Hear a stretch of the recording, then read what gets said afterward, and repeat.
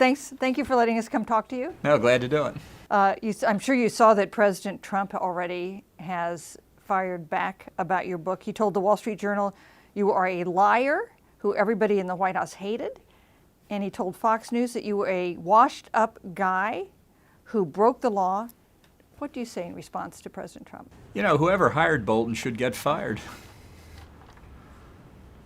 I mean, I explain in the book several conversations I'd had with the president before he offered me the job, with and without other people in the room. As he told me frequently, he watched Fox News all the time. That became clear certainly after I went to work at the White House. He saw me. I've been accused of a lot of things over the course of my career. I've never been accused of hiding my views. So I think he knew what he was getting. Certainly he could have and did, I know, call a lot of people. You know, ultimately, a test of leadership, whether you're president or running a small business, is you're willing to own the decisions you make. And that was his decision. He made the decision to hire you.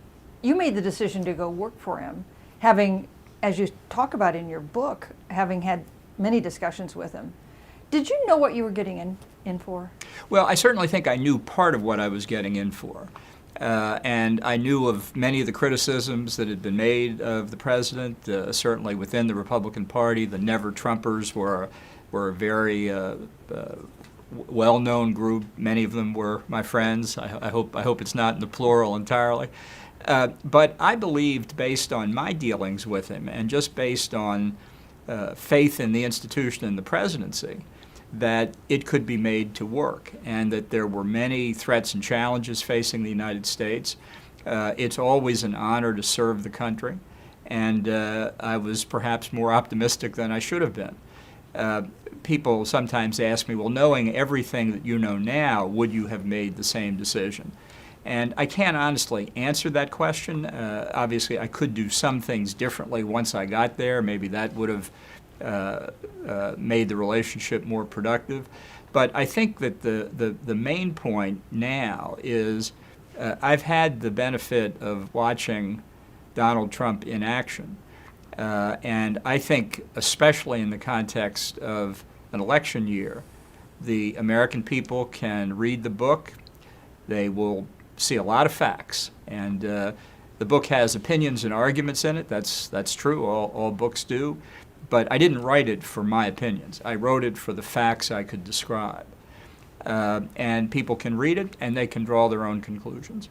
I'm worried that with the 2020 election out of the way, if Trump is reelected, that at that point there's no electoral constraint on him any further. And I think it's entirely possible that conservatives and Republicans will be very surprised about what a second Trump term looks like.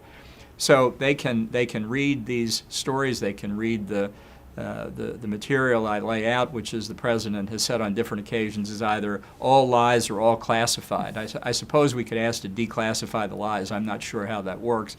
But people can read the book and they can make up their own mind. You talk about you're interested in making sure people think about what a second Trump term would look like. What would a second Trump term look like, do you think? I don't think we can have any idea. What I saw in 17 months was a president who's doesn't base his actions on philosophy, doesn't have grand strategy, doesn't follow consistent policies. It's like a continuing random walk. The theme that emerges, I think, through his actions, though, is a total focus on re-election, and the feeling that he can't do something, as he said in the case of the Korea negotiations, that would make him look foolish with the Republican Party. Once he doesn't have to worry about Republican Party support in elections anymore, and people start talking to him about his legacy. This is a word that can have an effect on people. Democrats might be very surprised at what a second Trump term would look like, and Republicans might be even more surprised. But it's not because it would be unified on the basis of philosophy, but on the opportunistic view of how Donald Trump looks. You portray him, you know, The president and the Justice Department talk about classified material that they say is in the book, but the actual most damaging material in the book isn't anything that might conceivably be classified. It's the portrayal of the president. You portray him as being uninformed, incurious, erratic, naive. Do you think naive is a word that fits Donald Trump? No, I think he has a certain low cunning, that he's got astute political antenna. There's no question about that. That's really my point. This is, by definition, anybody who gets elected president is successful politically. But that doesn't lead to any conclusion about what governance looks like. Every president takes political factors into account, and there's no dispute about that, and it's perfectly legitimate. The issue is whether essentially the only factors you take into account are your own image, your own portrayal, your own electoral future. You've seen a lot of presidents up close. You've worked in the past four Republican administrations. Is Donald Trump fit to be president?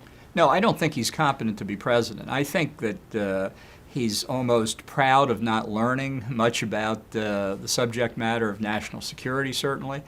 I think that his political instincts are all about Donald Trump. And I think that leads to a very divisive kind of environment. And I think his communications have helped continue to degrade the political society that we have here, which was already under pressure. This didn't start with the Trump administration. But I think he has made it worse. And to go back to the statements that he made about me that you began with, you know, that's how you talk in alley talk, locker room talk. And yet here we have the President of the United States. In this case, it happens to be attacking me. It could be you tomorrow. It could be anybody the next day. And we've become so immune to it that people say, well, there he goes again. This is not good for civil society in the United States. And if Trump is defeated in November, the problem won't go away. But he has certainly, I think, made it much worse. You've gotten headlines because this is a portrayal from someone in a very senior job who worked for Trump, giving us this picture. Do other senior officials in the White House and the cabinet who have not spoken up agree with you? Yes, I think they do, and I talk about some of these episodes in the book. I don't mean to do that in a critical way. I had to make some very difficult decisions when I resigned. I thought about it several times. I go through some of these scenarios in the book. And there are many who are already outside the government as well. I know they went through the same thing. I think many who are still in the administration are going through it on a daily basis. And there are a lot of factors to consider. But the uniformity of the view, with the exception of a very small group around the president, of how unsatisfactory his administration is really striking. And this is something that, not a question of personal loyalty. I think when you're honored to serve in a senior position, your loyalty is to the Constitution and the American people. In my case, I've been in politics since I was a teenager, working for Barry Goldwater's election. And well, I've tried to be guided by philosophy. I've gotten praise from some people. I've gotten my share of criticism. Some would say more than my share of criticism. But to me, the lodestar here is philosophy. And the thing that perhaps worries me most about the Trump administration is that there's no philosophy at all. There are decisions that I agree with, that this person can agree with, that person can agree with. But despite the efforts of some outside commentators, as I say in the book, on a daily basis, it's like living inside a pinball machine. Well, in fact, the picture that you get of the task, you had clear policy ideas that you wanted to pursue. You have had those for many years. But the picture you get is of constantly trying to just avoid catastrophe. Is that what it was like inside that pinball machine? Well, damage control is always important, particularly in national security, where so many things happen in so many different ways with no advance warning. I think that there were obviously successes that occurred during my tenure. I think getting out of the Iran nuclear deal was a significant success. I think getting out of the INF treaty with Russia was a significant success. But because of the president's substance-free actions in the case of dealing with North Korea or Iran or China or Russia or Turkey, things could go up and down in a given day to the point where it was hard to maintain consistency. And I think that's not just bad for the future of American national security alone, it's bad for relationships with allies who came to wonder when they could ever count on persistence in pursuing a policy and consistency in our alliances. Which is not to say they're entirely free from causing their own problems. I'm not making excuses for the allies. I'm trying to say that the best way to guarantee American security through the structure of alliances we have is to lead and lead in a consistent fashion. Despite the best efforts of officials like yourself, do you think Donald Trump has made the world a more dangerous place for Americans? Well, I think there are some aspects where he has made America safer. I think the increase in defense budgets in the first term has been extremely significant. And I think there's every prospect in a second term he will cut those budgets because he knows that the core of the Republican Party supports a very strong defense establishment, that deterrence and peace through strength are more than slogans. They reflect how you deal with reality. But I think in a second term you can be almost certain that he will cut defense budgets so he can spend more on infrastructure and other things like that. The uncertainty and the risks we face around the world during his first term, though, have been growing significantly. And I think you can see that reflected across the issues that I discuss in the book. Most recently, just as an example, in the case of North Korea, the North Koreans have blown up the liaison offices that they had built north of the demilitarized zone to deal with South Korea. So you can say, well, okay, so 2 years were wasted. He tried. We didn't lose anything. I'll tell you what we lost. We lost 2 years. In the fight against proliferation of nuclear, chemical, and biological weapons, time's always on the side of the proliferator. And during the 2 years of these photo opportunities and playing around with Kim Jong-un, the North Korean ballistic missile and nuclear programs proceeded apace. So we're 2 years closer to the North Koreans having a capability to hit targets in the United States. You can go down the long list with respect to China, for example. He was so focused on a big trade deal with China that he excused all kinds of other Chinese behavior. Now, in light of the coronavirus, he's gotten very tough on China. And I think that will last right up until November the 3rd. And then on November the 4th, if he wins, I think it's only a matter of time before he calls Xi Jinping and he says, let's talk about that trade deal. So you have impeccable Republican credentials. Are you going to vote for Trump in November? I'm not going to vote for Trump. Don't get me wrong, I'm not going to vote for Biden either. I think a number of Republicans who turned against Trump are going to vote for Biden.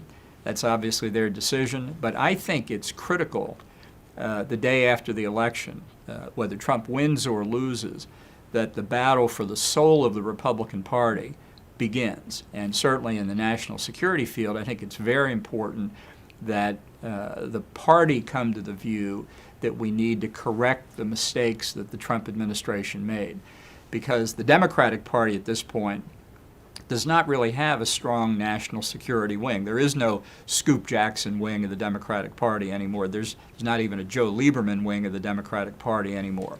So this is incredibly important as the baby boomers leave the scene and other generations come in who don't remember what a nuclear weapon can do. I think for too many Americans, nuclear weapons are things they see in grainy 1940s, 1950s pictures. They don't realize how dangerous the world is out there. And the collapse of communism and the disintegration of the Soviet Union obviously gave birth to an enormous false sense of security. In a way, the world, as Gene Kirkpatrick predicted, has returned to normal, which is great power competition.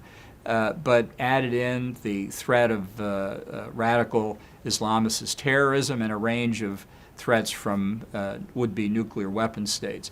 So the world is becoming more disorderly, and it becomes more disorderly in large part when the United States recedes. And that's what Trump did. Obama was doing many of the same things.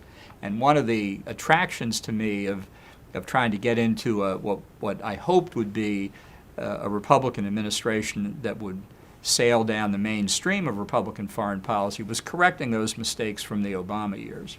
So you're not going to vote for Trump, you're not going to vote for Biden. Who are you going to vote for? I'm going to write in the name of a conservative Republican yet to be determined. I honestly think that the most important priority this November for Republicans needs to be keeping control of the Senate. And while I don't think the presidential election is a foregone conclusion by any stretch of the imagination, I think it's a coin toss at this point. I'm very much afraid that the effect of Trump on the electorate, even if he wins, even if he gets 270 electoral votes, may be negative enough to sink enough Republican Senate candidates that we lose control of the Senate. So if I can get past the book launch and get back to focusing on electoral politics for part of my time, I want to do whatever I can to maintain Republican control of the Senate. If Republicans lose control of the Senate in November, will that be because of Trump? I think it's entirely possible. The way Trump won election in 2016 and the way he could well win re-election in 2020 was winning, as the Constitution provides, more than 270 electoral votes.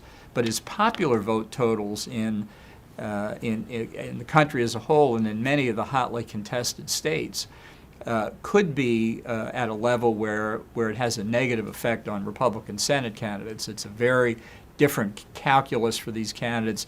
Do they support him strongly? Do they try and distance themselves from him? And I think that if they're not careful, they could go, even if Trump got enough support for him to be reelected. You're not going to vote for Trump, you're not going to vote for Biden. But thinking about the bet, and you're going to write in a conservative to be determined who probably is not going to win. Yeah, my plan is to hope for a miracle. For the good of the country and the good of the party you have so long served, are those interests better served by a Biden victory so that you can move into the post-Trump era? I don't think so. In 2016, having heard in advance what a Trump presidency would look like, I still thought it was worth the risk to vote for Trump against Hillary Clinton. And I did. I voted for Trump in 2016, and that's why I went on to serve in the administration. I thought we could make it right. And I've concluded, and that's basically what is laid out, one fact after another in the book, is why that was wrong. So I do not accept that you have to vote for one candidate or the other.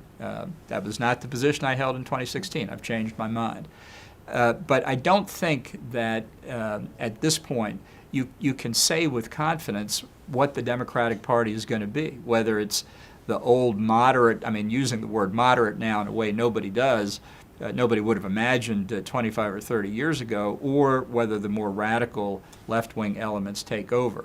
It's an election with no good choices from my perspective. You've now seen President Trump up close in the most private of consultations. Do you think there is any possibility that he will try to delay or dispute the November election? I don't. I haven't seen any indication that he's thinking that. But you'll recall in the 2016 debates before the Republican nomination, he would not agree he would not agree to accept the results. Now, ironically, of course, it was Hillary Clinton who didn't accept the results quickly. It's different, I think, when you're sitting in the White House. I hope it is. And I think at that point, if the overwhelming, indeed 100% minus one person of the adherents of the Republican Party don't tell him, you've lost, get out, then we would be in serious trouble. But I don't think there's any chance of that happening. I think that one of the mistakes the Democrats made in the impeachment was making no effort to reach out on the Republican side. I think it doomed their efforts to failure. The reason Richard Nixon was forced from office was when Republicans went and said, time is up. And I feel, as much as I can feel certain about anything, that would happen even after a close election. Impeachment.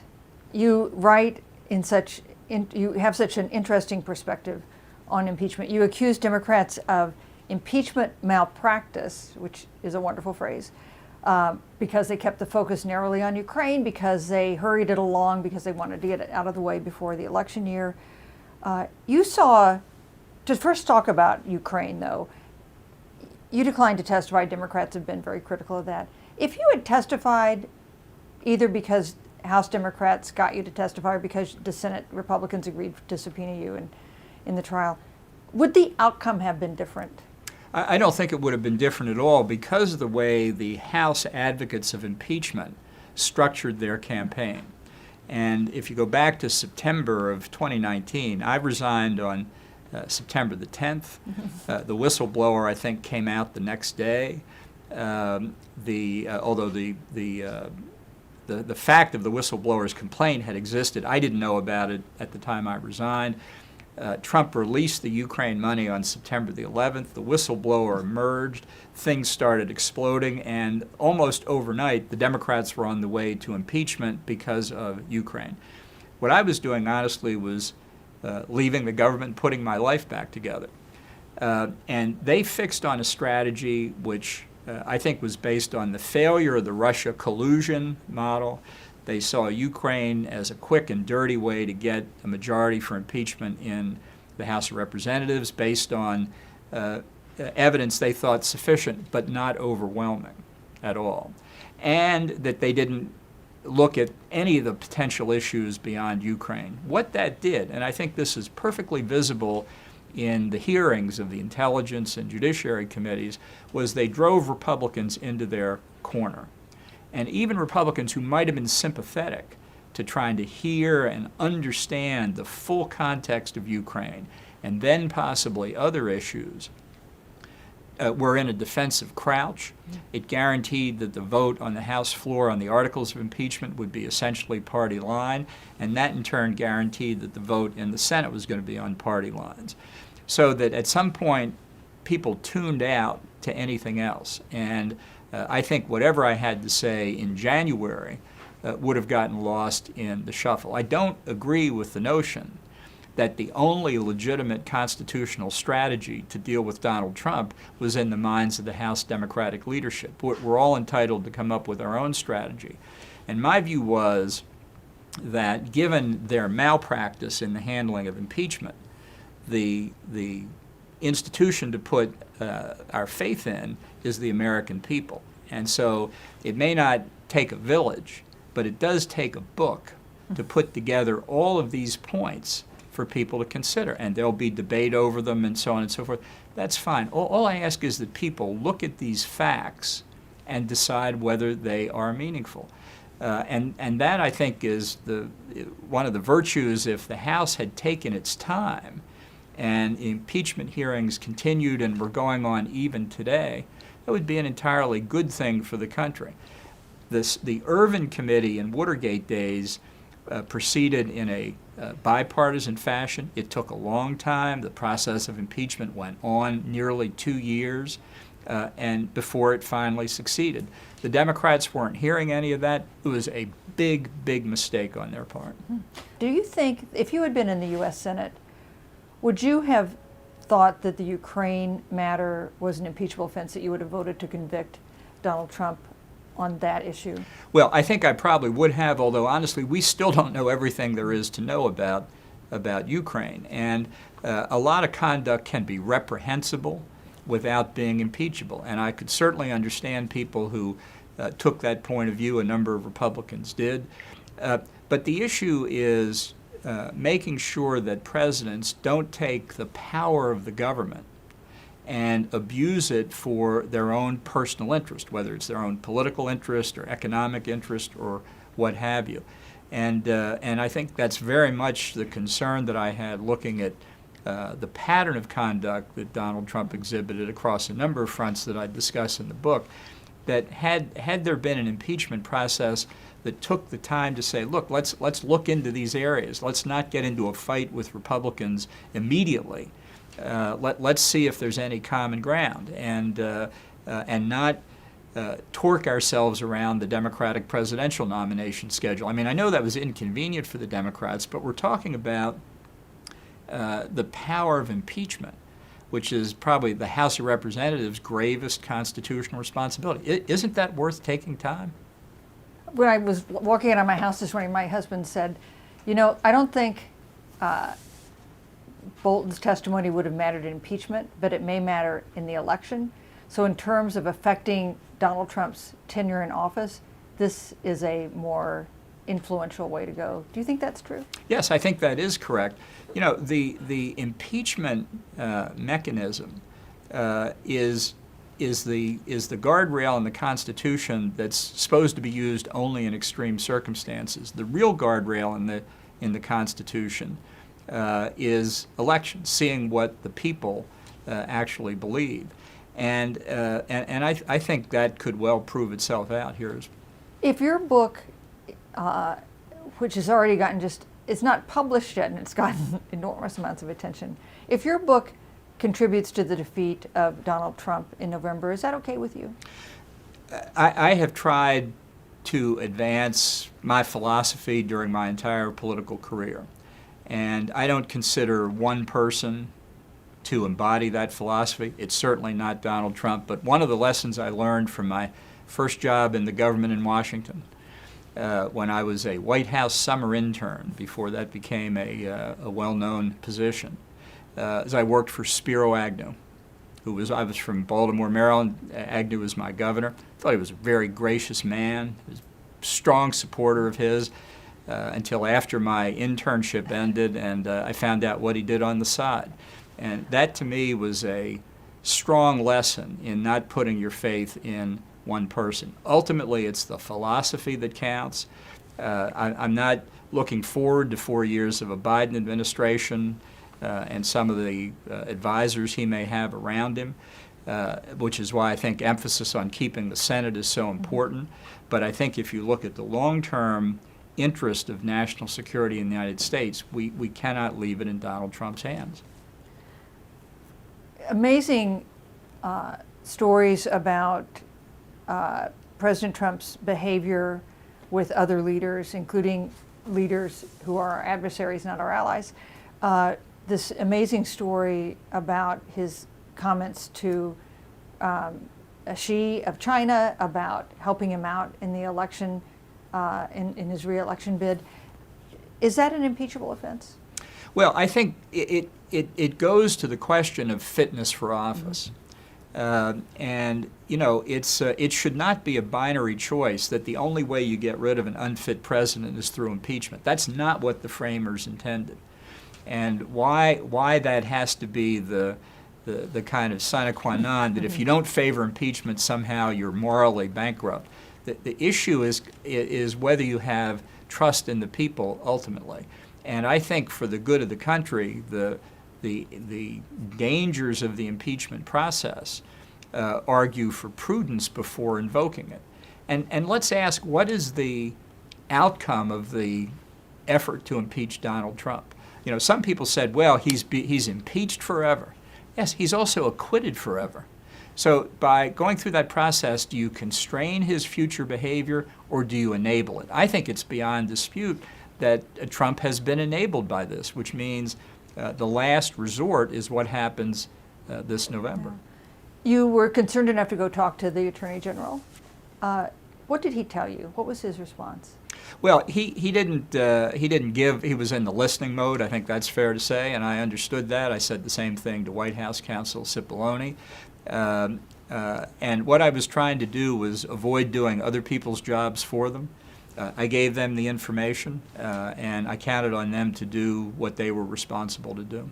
Do you think Attorney General Barr is doing a good job as Attorney General? Well, since he's litigating against me at the moment, it's probably better that I not get into that. But this is a circumstance where people should look at the president's behavior and consider what it means when he intervenes in individual legal cases on whatever side he might choose to. Because the rule of law, I think, has to be even-handed. And when it's not even-handed, I think it delegitimizes our law enforcement institutions, which are under particular strain already at the moment. Just another senior administration official, Mike Pompeo, not happy with you this morning. Did note that you say he gave you in that meeting. Did you keep it? No, I think he wrote it on his. We had pads in front of us. I think he wrote it on his pad and showed it to me, and I nodded my head, and he took it back. I think that's what happened. Yeah. Have you heard from any of these people since the contents of the book came out? Well, I don't want to play "Is it bigger than a bread box" with you, so I'll respectfully duck that question. Okay, all right. I'll take that as a yes. Why do you think the Justice Department filed these suits against you for the book? I think because of the president's insistence. Don McGahn, who was the first counsel to the president in the Trump administration, used to refer to the president as King Kong. and I think you're getting that reaction. As we've explained, Chuck Cooper, my attorney, had a great op-ed in the Wall Street Journal a few days back explaining the clearance process we went through. I didn't write a manuscript that had any classified material in it, in my view. It was never my intention to disclose classified information.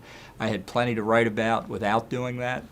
I didn't really feel I had to submit the book for pre-publication review for that reason. But I did, out of an abundance of caution. We went through an arduous 4-month process, and the government itself, in its complaint, agrees that there was no more classified information in the manuscript. And then they went back to do a second review. And I think what that is about is the president, having said publicly, having addressed the anchors of all the major networks, saying, I don't want that book out before the election. What worries him about your book? The truth. And they've pursued these legal actions with no real expectation of succeeding, right? I mean, are you... Well, I think they want to try and stretch out whatever they can. I think the main thing that the president wants to avoid is the book coming out before the election. This has nothing to do with classified information. It's the revelation about the president himself that bothers him. He's not worried about foreign governments reading this book. He's worried about the American people reading this book. That ship has sailed. Well, we're in the middle of the litigation now, and we'll see how it comes out. But I think that prior restraints under the Constitution are clearly forbidden by the First Amendment, and only in the most extraordinary circumstances. Which this book is extraordinary for Donald Trump, but not for the national security of the United States. I think very few people think the book isn't legal, but there are some people who think it is inappropriate, that it is inappropriate for a very senior official to write such damaging things about a sitting president. Pretty rare. How do you respond to those critics? Well, first, it's not rare at all. Bob Gates wrote a book about his time as Secretary of Defense, published during the Obama administration. He was criticized for writing about Hillary Clinton in the middle of her presidential campaign. The fact is, as long as history is a continuous stream, books like this are always inconvenient for somebody. And the real issue, in my view, and I wrote about this in 2014 when I wrote a book review of Gates's book, and I put a long quotation from this book review in my book, is that senior government officials, I believe, have an obligation to the American people to tell what it's like behind the scenes, because with all due respect to the news profession, you just get glimpses and bits and pieces of it. The people should see how their government works. Transparency is not a bad thing.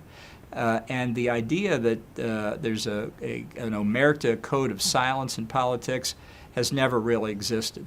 I point out that in George Washington's administration, Thomas Jefferson and Alexander Hamilton were going at each other tooth and toenail. They even had competing newspapers funded in part by federal government money.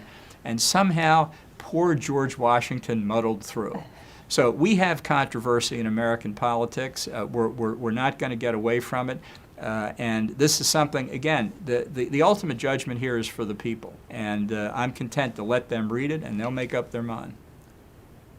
Some Democrats make an opposite argument about the book, which was not that it's inappropriate to tell this behind the scenes picture, but that you should have done it faster, that you should have done it as soon as you were out of government. When the impeachment process was going on, Adam Schiff tweeted yesterday, Bolton saved it for a book. He may be an author, but he's no patriot. Do they have any point? No, I don't think so. I think, look, Adam Schiff is one of those responsible for the catastrophic failure of the impeachment effort. So, of course, he's upset by what he's now learning. But you could not give testimony of the kind that this book contains. And if anybody believes you can, go back and watch the hearings again and see what they were like. The issue here is how you bring these facts to the attention of the American people. And Schiff had his view, and he proved wrong. He failed. I think the measure of success or failure of my book is how many people consider the facts in it. And they will make up their reaction. A lot of Republicans, for example, I think will read this book and vote for Trump anyway. And that's certainly their decision. I just want them to know what they're voting for. Actually, I think one thing that will surprise some readers is the substance of the book. You know, the long discussion of policy. It's not just all. I mean, it's that's just sort of an aside. That's not a question, but I think that's true. It's really a very substantive book. President Trump. Can I make a point on that? Yes, of course. The reason the book is substantive is it's important to give it in the historical context. I think a lot of books about the president written by journalists, again, you'll forgive me, are that they think everything is personalities, and it's all what is the element of scandal here, and what is the unflattering portrayal of this person. My objective for history is to show how close policy came to near disastrous outcomes because the president didn't address American national security issues in a sustained, coherent fashion. That is the main point. So the substance, some people may say, what's all this substance doing in here? I don't want to read about the INF Treaty or cyber warfare or anything like that. But that's the real key here. Is the administration keeping America safe? Is the administration keeping America safe? No, I'm very worried about this. We in the post-Cold War environment, many people believe that the victory over communism meant that we were in the broad sunlit uplands. We didn't have any more threats to worry about. In fact, the exact opposite is true. This is what it means to say we're now in from We face strategic threats from Russia and China. We face immediate threats from terrorists, from proliferators of weapons of mass destruction, from a whole range of other potential adversaries and difficulties. So actually, unlike Cold War days, the range of threats that we face, the number of contingencies, both political and military and economic, that we have to deal with are greater than during the Cold War. So what that means is, in terms of presidential leadership, you need more sustained, more comprehensive thinking, not less. And that's what worries me about Trump. He doesn't focus on these issues in a systematic way. And even when he does focus on a country like China, and does demonstrate, I think, some understanding of the connection between economic strength and military and political strength, the only issue that really engages him is trade. He wants that big trade deal, and everything else is secondary. That's a big problem. The criticism you make of journalists is one that you also make of Trump, though, that you see everything as a celebrity in terms of personalities and a matter of celebrity, not a matter of policy or the bigger context of things. But you've met with many foreign leaders over the years, including with President Trump during your time in service. Tell me what you think, briefly, a couple of them, what they think of Trump. What does, for instance, Putin think of Trump? I don't think he believes Trump is serious. And I think that provides opportunities. I would say this with respect to all of them, really, not just Vladimir Putin. Provides them opportunities, which is why they're so eager to meet with him one-on-one. But it also means that that it's hard for anybody else to carry on substantive discussions, because there's always a question whether the particular individual, even somebody who's thought to be close to the president, will necessarily be representing the view he has, not on the day they're talking, but on the next day.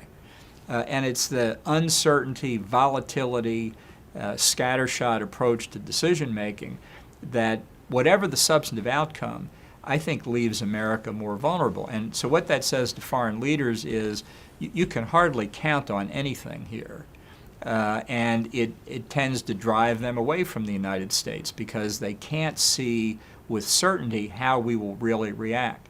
Now, I think this is repairable. After one term of Trump, I'm not sure Joe Biden is the person to repair it, but I don't think we're on an unchangeable slide into second-class status. I think it would be worse after a second Trump term, but it goes to the question that we just have to have a philosophical debate within the Republican Party and get ourselves back on track. And the country itself has work that will have to be done as the threats from Russia and China have continued and expanded, as the threats of proliferation have continued, and as the threats of terrorism, as we see in Afghanistan, for example, have not diminished. One of the things that continues to perplex me is President Trump's longstanding attitude toward Russia. Back from the campaign, the platform process at the convention, his actions as president, what accounts for that attitude, do you think? Well, I think part of it is, at least I can speak to the time in the White House, is that the Russia collusion allegation raised against him made it very hard for him to admit that there was Russian interference in the election at all, because if he had admitted it, it would have given rise to the implication that his election was illegitimate. Now, I don't think there's evidence that the Russian involvement had an impact on the election itself one way or the other. But I also don't think there's any doubt the Russians have been trying to cause mischief, as has China and have Iran and North Korea and others. The mischief they want to cause is to reduce our faith in our own institutions, to get us going at each other's throats. If that's their objective, and I think it is, they're doing a pretty good job. And it's really very frightening. So I describe in the book, in a chapter called Thwarting Russia, what we did in cyberspace to give us new capabilities, to prevent what I said before I joined the administration was an act of war against the United States for trying to interfere in our elections. Do you think there's some more fundamental personal reason, some financial reason or other reason for the president's attitude toward Russia? I don't know of any. I think it's not even an attitude toward Russia. I think it's an attitude toward Vladimir Putin, and it's of a piece with his view of other leaders. You know, I think he likes to be a big guy. Yeah. He sits down with other big guys, and the two of them work it out. This is there's an important personal element in international relations between the leaders of countries, but Putin and Xi Jinping both said to him very clearly, look, you represent American interest, we represent our interest. They understand that. I'm not sure Donald Trump does. What do you think Xi thinks of Trump? I think much the same as Putin. I think he sees that he can take advantage of him, and they're happy to have the negotiations directly with Trump. Now, China is so bureaucratic that it doesn't normally work out that way.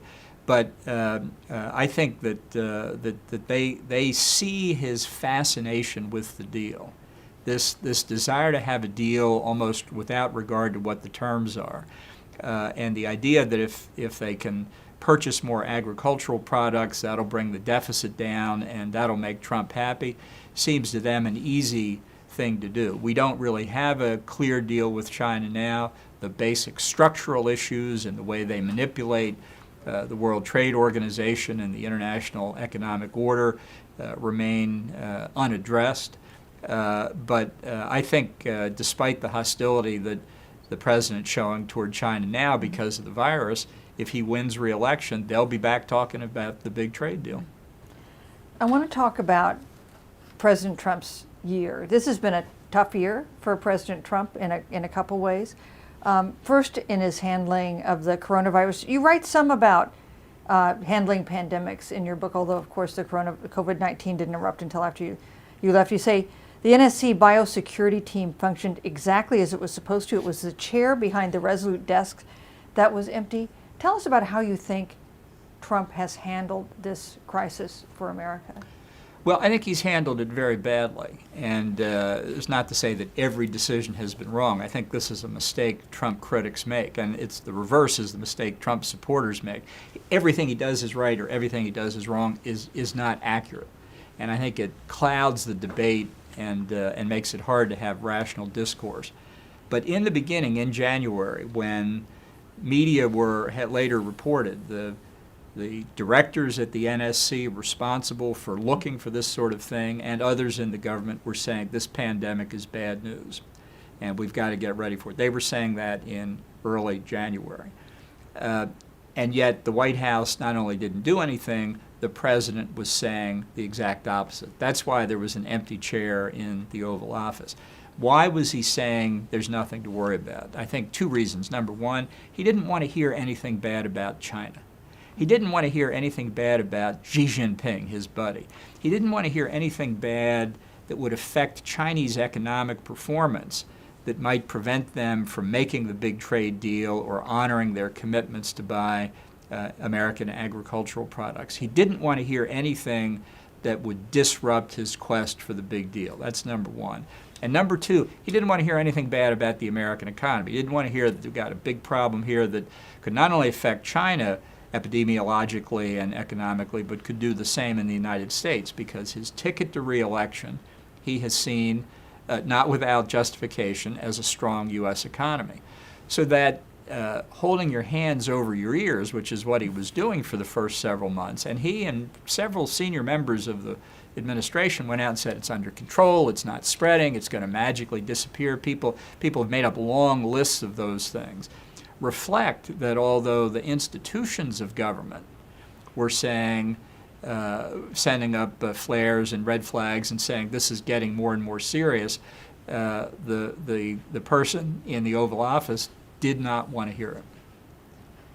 Let's talk about the other crisis he's faced, the Black Lives Matters protest. A lot of that a little outside of your purview, but we have seen this split develop between the president and our top military leaders in the wake of that Lafayette Square photo op. Both the defense secretary and the chairman of the Joint Chiefs kind of apologizing for participating in that. Does this concern you? Is this something the Americans should worry about? Well, I think that is an example of the larger point that I try and demonstrate in the book, which is that everything in the administration is at risk of being torqued around Donald Trump's personal needs. He wanted that photo op holding up the Bible in front of St. John's Church. I think it could turn out to be a classic mistake to have done that. But Secretary Esper, General Milley, and others who ended up marching over there were put in an incredibly awkward position. And I don't envy them the fact that they had to go through that. That's not what a president should do. If he wants the photo op, he doesn't have to take an army with him, an army of people, his entourage. This is not a European-style government. If the president wants a photo op, stand there by yourself. This happens over and over again. This fusing of legitimate government interest and Donald Trump's personal interest, and he just has enormous difficulty separating the two. So I think that the handling of the current situation has reflected that. This has been about his reelection. What looks good for his reelection? So when General Mattis, with whom I had a dispute or two during our time together, talked about the president dividing the country, I think that's a view that many, many people hold, that it's not simply about Donald Trump's reelection. Or I could just make the very practical political argument that if he acted like a leader of all the people, heaven forbid, it might actually enhance his chances of being reelected. Would you have walked over across the square with him that night? You know, I have to say, in all honesty, I probably would have. And I would have regretted it later. That's part of the problem of being in the Trump administration. And so I went through a lot of thinking, pro and con, before I resigned. I know others who are also alumni of the Trump administration went through that same sort of thinking, and people who are in it now are trying to balance what is the right thing to do. So I don't really want to second guess anybody. This is a very hard calculation to make. Hard place to be in. Is there like a club of former Trump aides? Have you formed like a support group of some sort? No, but you know, we might need a stadium to do it. It's I mean, it seems like there's a consistent, even if people with whom you battled inside, there's sort of a consistent story once you're out. Yeah. Well, you know, I think the historians are going to have to look at the number of people who cycled through. And if there's a second term, I mean, the numbers really, you will need a football stadium to hold it in. It's not good for the management of the country. It's not good for the management of government when you lose continuity, when the president doesn't have enough faith in his own personnel decisions to see them through times when there might be disagreements. I mean, it is part of his management style, which has made it very difficult for a lot of people, is that he disparages his advisors one to another. And I recount some stories of that in the book. Well, I've got one note here that we haven't gotten to. Ivanka and Jared. Well, I really don't want to get into discussing the family. I talk about specific cases in the book, mostly about Jared because of his the role that the president gave him in a number of circumstances. But the actor here, the decision maker, is the president. And he's the one responsible for, I think, making the mistake of having his family too much involved in government. I could make the same criticism of Bill Clinton, giving Hillary Clinton responsibility for health care reform, which crashed and burned. You can't fire your wife in that circumstance. I think the anti-nepotism rules, while originally designed to prevent favoritism within families, actually have a meaning that maybe originally wasn't perceived, but that it's just better not to have your family involved. We're not above the family store here. And for the sake of the government itself, there are lessons to be learned. Well, Ambassador, thank you so much. Thank you for your time. No, thank you for coming by.